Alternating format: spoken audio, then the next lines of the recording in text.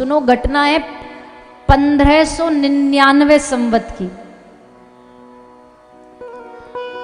नरसिंह चौदस के अगले दिन आती है वैशाख पूर्णिमा, और इस बार प्रहलाद कौन बना? इस बार प्रहलाद बने हैं श्री गोपाल भट्ट गोस्वामी।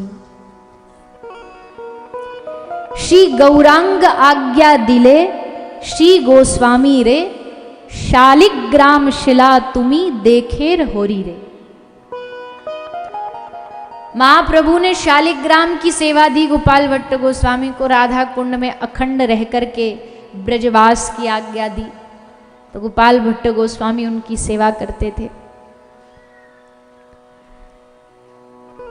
और तब वो शालिग्राम एक भगवान थे, उनकी सेवा क्या करते थे। पर उस समय और भी गोस्वामी गण रहते थे ब्रज में, सबके अपने अपने ठाकुर थे। गोविंद देव जी थे, मदन मोहन जी थे सनातन गोस्वामी के, राधा विनोद जी थे। तो सब अपने अपने ठाकुरों की सेवा करते थे। और उस समय जितने भी वृंदावन में सेठ आते थे ना, तो आजकल तो इतने मंदिर बन गए, उस समय बस 7 देवालय थे वृंदावन में, 7 ठाकुर थे। आज भी उनको ब्रज का 7 देवालय कहा जाता है। तो उन 7 जो भी आता था, उन 7 देवों के लिए कुछ कुछ सेवा लाता था। जैसे कोई सेठ श्रृंगार ले आया, कोई सेठ सोने के आभूषण ले आया, कोई कपड़ा ले आया सिलवा के सारे ठाकुरों के लिए एक साथ। तो सब ठाकुर को कपड़े फेंटा जाते थे, श्रृंगार फेंटा जाता था।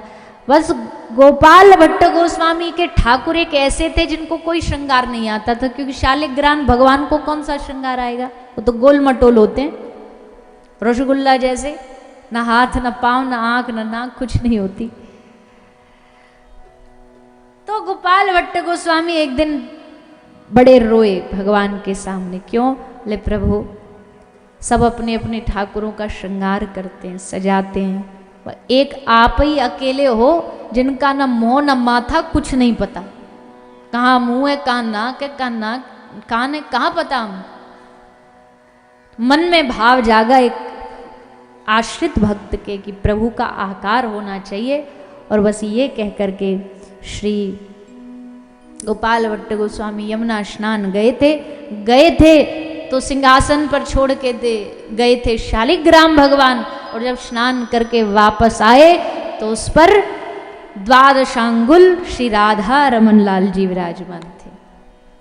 हाथ पांव आंख सब ठाकुर जी पूरा आकार लेके राधा रमण बने। और राधा रमण जो है ना, ये इसलिए भी विशेष है क्योंकि इनमें गौरांग महाप्रभु की छवि है।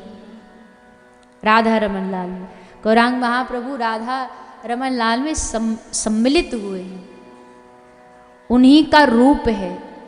इसलिए कलयुग में भी ऐसा हो जाता है। कलयुग में भी पत्थर से भगवान, पत्थर मतलब शालिग्राम से भगवान प्रकट हो गए, तो इसका मतलब है कि ये कोई असंभव कार्य नहीं है।